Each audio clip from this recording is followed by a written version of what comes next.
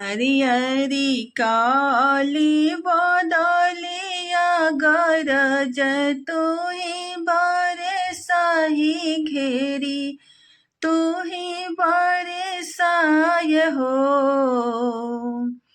हे बदली छतरी लेवे ही पियवायवत नजर भर देखित हो। अरि अरि काली बदलिया गरज तुहे बरसा झमकी तुहे बरसाय हो। ही बदली छतरी लेवे ही पियावे नजर भर देखित हो। ही बदली छतरी लेवे ही पियावे नजर भर देखित हो। अपने नायावल पियावा नौकरवा भेजी दिहल नौकरवा भेजी दिहल हो।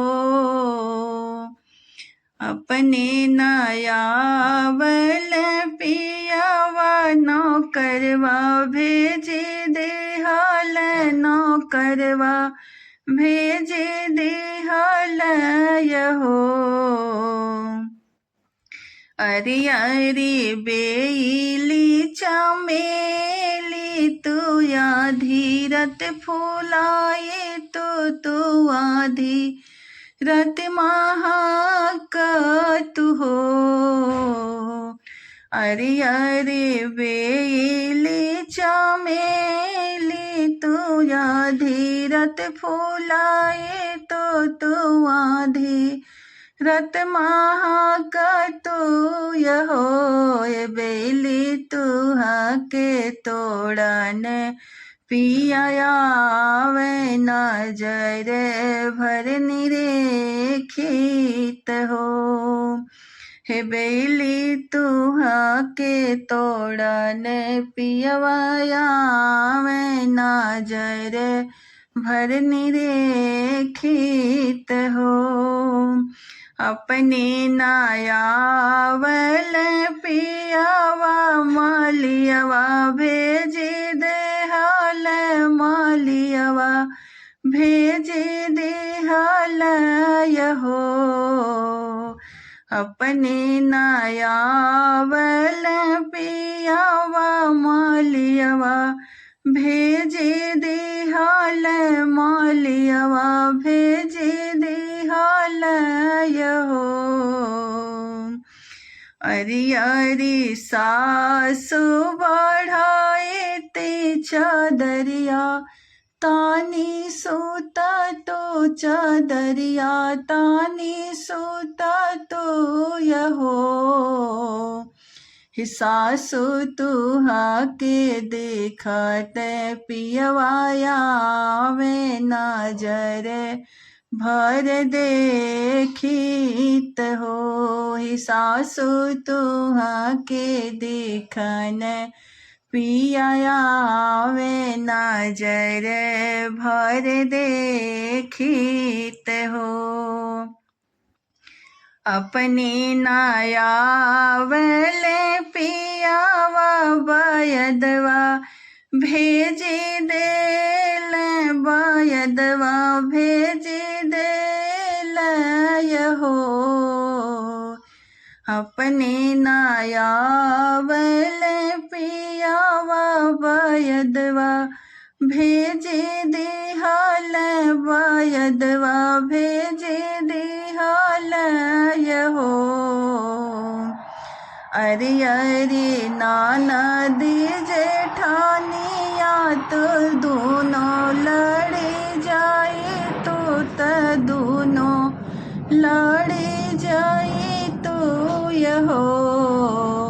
हे ननदो झगड़ा छोड़ावे पियायावे नजर भर देखित हो ही ननदो झगड़ा छोड़ावे पिया में नजर भर निरेखित